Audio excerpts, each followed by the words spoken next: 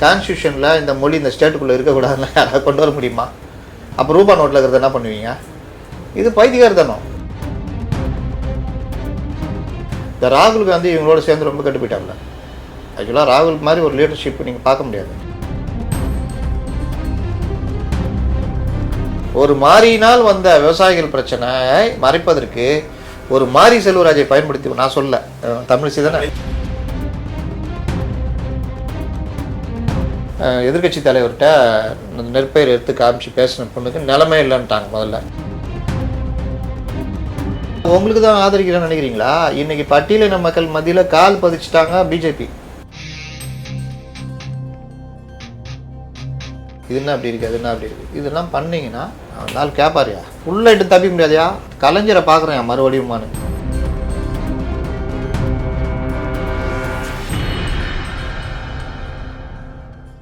அறந்தமிழர்களுக்கு இனிய வணக்கம். நிகழ்வு குறித்து பேசுவதற்கு மூத்த பத்திரிகையாளர் திரு முத்தலிஃப் அவர்கள் சார் வணக்கம். எஸ்ஐஆர் அதாவது சிறப்பு வாக்காளர்கள் திருத்தம், இது ஆண்டுதோறுமே புதிய வாக்காளர்களை சேர்ப்ப நடந்துகிட்டு தான் இருக்கு. நான் ஒரு பள்ளி ஆசிரியர்களாக பணியாற்றிய போது இந்த சிறப்பு இந்த முகாம்கள் நடக்கும், வருடந்தோறும் நடக்கிற விஷயம். இப்போ ஒரு 5 மாநில தேர்தல் அடுத்த வருடம் எதிர்கொள்ள போறாங்க. ஒரு 51 கோடி வாக்காளர்களை இதை திருத்தம் செய்கிறார்கள். அந்த சிறப்பு திருத்தம்ன்றது எங்களுக்கு சந்தேகமா இருக்குது. இப்ப திமுகவினுடைய கூட்டணிகள் எல்லாருமே அதுக்கு ஒத்துழைக்கிறாங்க. இதுல திரு சீமான் அவர்களும் இது வட இந்திய வாக்காளர்கள் எல்லாம் உள்ள நுழைச்சி இது ஒரு பிஜேபி மயமாகும், இது தவறு அப்படின்னு சொல்றாங்க. உங்களுடைய பார்வை? இந்தியாவில் யாரும் எங்கேயும் வசிக்கலாம், எங்கேயும் வாக்களிக்கலாம், எங்கேயும் தொழில் செய்யலாம், எந்த மாநிலத்தில் பெண்களையும் மணக்கலாம். இந்த மாதிரி எல்லா விஷயங்களும் அடிப்படை உரிமைகள். ஜம்மு ஜேஎன்கே மட்டும் இல்லாமல் இருந்துச்சு, இப்போ அதுங்களும் நம்ம. ஆமாம், அதனால் நீங்கள் அங்கேயும் நிலம் வாங்கலாம், தொழில் செய்யலாம், அங்கே மாநில பெண்களை மணக்கலாம், என்னென்ன பண்ணலான்றதுல நமக்கு அரசியலமைப்பு சட்டம் 21 நமக்கு கொடுத்துருக்க அடிப்படை உரிமைகள். மொழி சார்ந்தும் அந்த மாதிரி நமக்கு உரிமைகள்லாம் இருக்குது. இப்போ நடுவில் ஒன்று உருட்டினாங்க தெரியுமா, தமிழ்நாட்டிலே ஹிந்தி இல்லாமல் பண்ண போகிறாங்க. அது ஒரு விஷயத்தை வடைமாற்றத்தையாக உருட்டினது. அப்போவே பல பத்திரிகையாளர்கள் போட்டப்போ நான் திட்டினேன். ஆர்டிகல் 19(1) நமக்கு மொழி குறித்த அடிப்படை உரிமைகள் இருக்குது. எந்த மொழியும் கற்றுக்கலாம், பேசலாம், பழகலாம், என்ன வேணால் பண்ணலாம். நீ யார் சொல்கிற? இன்னொன்று, கான்ஸ்டியூஷனில் இந்த மொழி இந்த ஸ்டேட்டுக்குள்ளே இருக்கக்கூடாதுன்னு யாராவது கொண்டு வர முடியுமா? அப்போ ரூபா நோட்டில் இருக்கிறத என்ன பண்ணுவீங்க? இது பைத்தியக்காரத்தனம். இதை கூட நான் இன்றைக்கி இருக்கிற ஜேர்னலிஸ்ட்டுகள் நுனிப்புல் மேய்ஞ்சிக்கிட்டு இருக்கிறாங்க. அப்போது எஸ்ஐஆர் பற்றி அடிப்படை தெரிஞ்சுக்கிட்டா, எஸ்ஐஆர் பல முறை நடத்தப்பட்டிருக்குது. நம்ம தேர்தல் அந்த என்ரோல் இதுன்னு சொல்லுவாங்க, அந்த சட்டம் 1950-60 திருத்தம், அது பிரகாரம் நடத்தலாம். அது ஒரு நடைமுறை. இந்த நடைமுறை எங்கே பிரச்சனை இவர்கள் உருவாக்குறாங்கன்னு பார்த்தீங்கன்னா, இந்த ராகுல் காந்தி இவங்களோட சேர்ந்து ரொம்ப கெட்டு போயிட்டாங்க. ஆக்சுவலாக ராகுல் மாதிரி ஒரு லீடர்ஷிப் நீங்கள் பார்க்க முடியாது. கொரோனா வரதுக்கு முன்னாடியே கொரோனா ஒரு பெரிய நோய் வரப்போகுது, அது இந்திய பொருளாதாரத்தை பாதிக்கிற அளவுக்கு போகும்னு சொன்னது. அப்போல்லாம் நாங்களாம் யோசிக்கிறோம். என்னுடைய நண்பர் போத்திராஜ்னு ஒருத்தர், அவர் தான் இந்த இன்டர்நேஷனல் கட்டுரை எழுதுவார். அவர் சொல்கிறார், சார் இது மாதிரிலாம் பேசியிருக்கார் சார், என்னங்க இதெல்லாம் எப்படிங்க நடக்கும்? நான் சொல்கிறேன், இல்லை சார், சைனாவில் ஆரம்பிச்சிருக்குது, கூடிய சீக்கிரம் அந்த மாதிரி நடக்க ஆகிருக்குது, இந்திய பொருளாதாரத்தை பாதிக்கும், உண்மையிலே நடக்கும் சார். ராகுல் காந்தி கரெக்டாக சொல்கிறார் சார். நடந்ததுங்க. அப்படிப்பட்ட ராகுல் காந்தி இந்த பீகார் எலெக்ஷனில் நீங்கள் நீட்லேயே அவர் தவறினார். நீட் நாங்கள் வந்தால் விலை கொடுப்போம்லாம் சொன்னார். காங்கிரஸ் தான் நீட்டே கொண்டு வந்தது. எல்லா ஸ்டேட்டும் கோர்ட் உறுதிப்படுத்துறாங்க, அது ஆப்ஷன் வச்சிருக்காங்க, அது நீதிமன்றத்தில் உறுதி செய்யப்படுது. எல்லா ஸ்டேட்டுக்குமே உணவு மட்டும் தான் தனியாக. அப்போ அதில் அவர் தடுமாறினார். மொழி கொள்கையில் காங்கிரஸ் தான் இந்தியை திணிச்சது. தேசிய கல்விக் கொள்கைன்றது நமக்கு இது 5வது கொள்கையோ 6வது இதுவோ, 3 இது வரைக்கும் இவங்க இந்தி தான் கட்டாயம் 3வது மொழின்னு கொண்டு வந்தாங்க. இன்றைக்கி ஆப்ஷனல் லாங்குவேஜ் வந்துச்சு. ஆனால் திமுக கூட சேர்ந்து காங்கிரஸ் பண்ணிக்கிட்டு இருக்கிறாங்க. இதெல்லாம் அவர்களுடைய தடுமாற்றத்துடைய விளைவு. இது பழைய வரலாறு தெரிஞ்சவங்கள தெரியும். திமுக ஆட்சிக்கு வந்ததே காங்கிரஸ் கொண்டு வந்த மொழி கொள்கை எதிர்த்து தான். ஒரு 2-3 விஷயங்கள் அதில் மொழி எதிர்ப்பு போராட்டம் முக்கியமான போராட்டம். அப்போ இந்த மாதிரிலாம் இருக்கும் பொழுது 65 லட்சம் பேர் உடனடியாக தேர்தல் இதில் தீவிர இதில் நீக்கப்படுறாங்க எஸ்ஐஆரில். அப்போது இந்த பிரச்சனை வரும்பொழுது உச்சநீதிமன்றத்தில் வழக்கு போடுறாங்க. உச்சநீதிமன்றம் தேர்தல் ஆணையத்தை கேட்கும் பொழுது, இவர்கள் ஆதார் இதுதான் கொடுக்குறாங்க, குடியுரிமையை நாங்கள் பரிசோதிக்கிறோம், இது அதுக்குள்ளே வராது, ஆதாரை நாங்கள் ஏற்றுக்க மாட்டேன்றப்போ உச்சநீதிமன்றம் குடியுரிமையை பற்றி பேசுறதுக்கு நீ யார்? உன் வேலை இந்த அட்ரஸில் இவர் இருக்காரா அப்படின்ற ஆவணங்கள் மட்டும்தான் பரிசோதிக்கணும். ஆதார் அதுக்கு தான் இருக்குது. ஆதார் தான் உனக்கு முகவரி சான்று. உனக்கு இது பிறந்த தேதிக்கெலாம் அந்த இது நம்ம பேன் கார்டு, ஸ்கூல் சர்டிஃபிகேட்டு, இந்த மாதிரி இதுக்கு இருப்பிட சான்றிதழ், உனக்கு டிரைவிங் லைசன்ஸு, பாஸ்போர்ட்டு, மற்ற விஷயங்கள்லாம். பாஸ்போர்ட்டை இதுக்கு வச்சுக்கலாம், டேட் ஆஃப் பர்த்துக்கு வச்சுக்கலாம். இதுதான். அது யார் கொடுக்குறாங்களோ அவர்களை நீ வந்து இணைச்சிக்கணும். இந்த நொறநாட்டியம் எல்லாம் பண்ணக்கூடாதுன்னு சொல்லி அனுப்பிச்சி விட்டாங்க. அதுக்கப்புறம் அதில் மறுபடியும் மாற்றம் கொண்டு வந்து வரை வாக்காளர் பட்டியலாம் வெளியிட்டு ஒரு 26 லட்சம் பேர் நீக்கப்பட்டார்கள். அது நீக்கிறது நியாயம் தான். இறந்தவர்கள் ஏன்னா அங்கே ரொம்ப நாள் செய்யாமல் இருந்ததா. ஆமாம். அப்போ இதை வந்து இவங்க வாக்கு திருட்டு அப்படி வந்து கர்நாடகாவில் அதிகமாக குற்றம் சாட்டினாரு. இதையும் சேர்த்து சொன்னார். கர்நாடகாவில் யாராச்சு அதை சொல்லி தான் ஒரு மந்திரியை போயிட்டாரு. ஆமாம், சொன்னோன்னா அவர் மேலே கோச்சிட்டாங்க. இப்போ வாக்கு திருட்டுன்னு இது எப்படி சொல்ல முடியும்? தேர்தல் பட்டியலில், வாக்காளர் பட்டியலில் அது வந்து தவறால் நடந்திருக்குது, இல்லை முறைகேடுன்னு கூட வச்சுக்கலாம். திருட்டு, வாக்கு திருட்டு அப்படின்ற மாதிரிலாம் பெரிய பிரச்சாரமாக கொண்டு போனாங்க. அது என்ன அளவுக்கு பிரச்சாரம்னு பீகார் தேர்தல் சொல்லும். இப்போ அதை தூக்கிக்கிட்டு மத்திய அரசு எது பண்ணாலும் எதிர்ப்போன்றதில் இவங்க இருக்காங்கல்ல. இப்போ டீலிமிட்டேஷன் இல்லைன்னு சொல்லிட்டாங்க. ஆனாலும் டீலிமிட்டேஷனுக்கு ஒரு அனைத்து கட்சி கூட்டத்தை கூட்டினாங்க. ஏதோ நாளைக்கே 9 தொகுதி போடுங்கிற மாதிரிலாம் பேசினாங்க. இப்போவும் இப்போ 2ஆம் தேதி நவம்பர் 2 ஒரு அனைத்து கட்சி கூட்டம். ஆமாம், இதுக்கு சாருக்கு இப்போ டீலிமிட்டேஷனு, நீட்டு, இந்த மாதிரி உருட்டிகிட்டே இருக்கிறாங்க. இப்போ ஹிந்தி திணிக்கிறாங்க கல்விக் கொள்கையில். எங்கேயாவது திணிக்கிறாங்கன்னு யாரும் கேட்க மாட்டேங்கிறாங்க. ஏன்னா நம்ம பத்திரிகையாளர்லேருந்து எல்லோருமே ஏதோ ஒரு வகையில் திராவிட குடும்பத்துலேருந்து வந்தவங்க. நுனிப்புல் மேய்கிறாங்க. அவங்களுக்கு பிஜேபினா எதிர்க்கணும், வாடன்னா அடிக்கணும், அவ்வளோதான். இப்போ வக்பு திருத்த மசோதாவா இஸ்லாமியர்கள் எதிரானதுன்னு எல்லாம் சொல்லிட்டா, ஆமாம் இஸ்லாமியர்கள் எதிரானது. எப்படா எதிரானது? அதை எடுத்து படிப்போம், அதில் என்ன இருக்குது, அதெல்லாம் கிடையாது. இஸ்லாமியர்கள் என்ன சொல்லி வச்சுருக்காங்க தெரியுமா?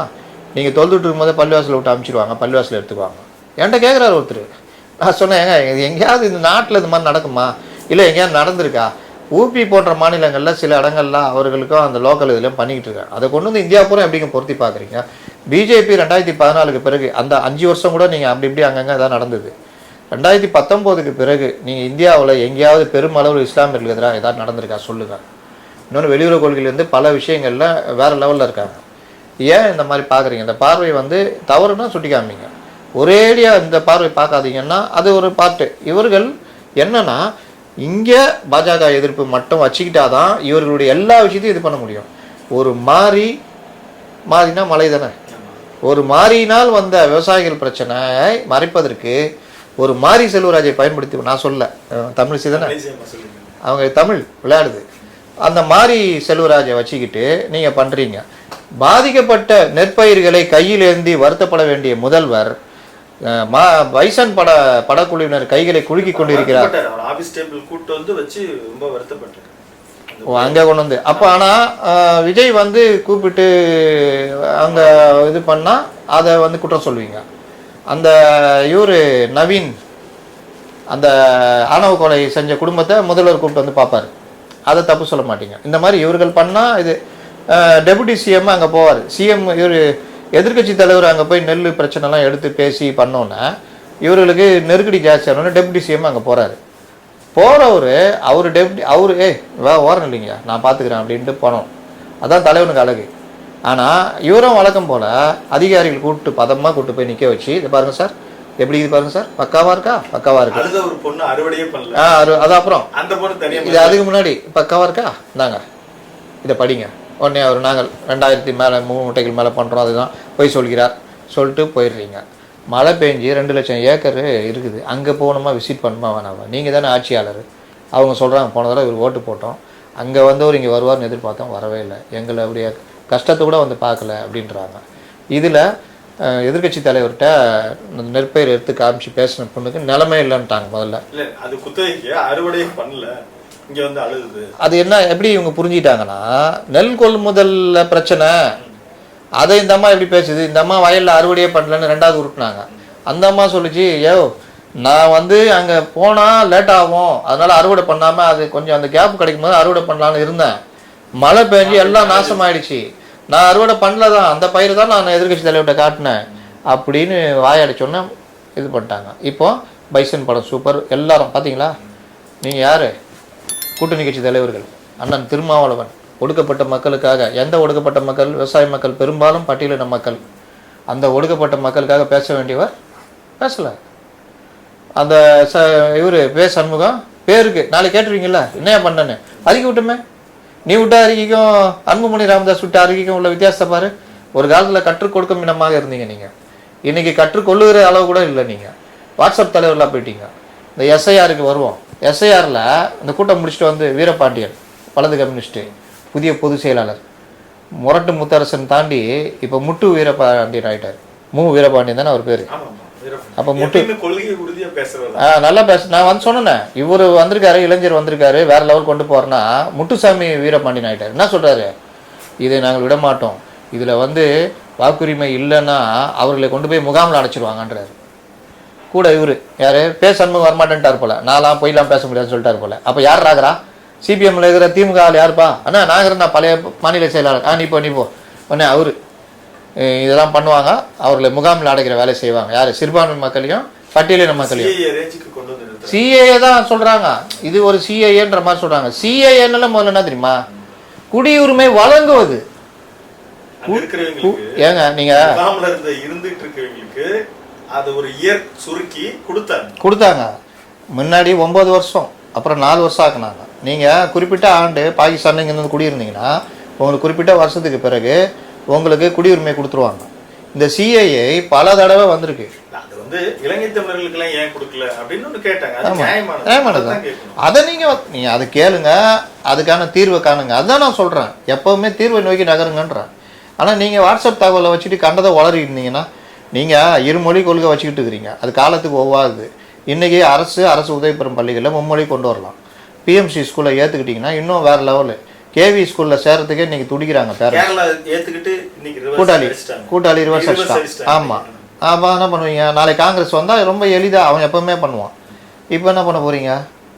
இங்கே இருக்கிற அப்ஜெக்ஷன் பண்ணதெல்லாம் சரி பண்ணி நாங்கள் கொண்டு வந்துட்டோம் அப்படின்னு பண்ணுங்கன்ற.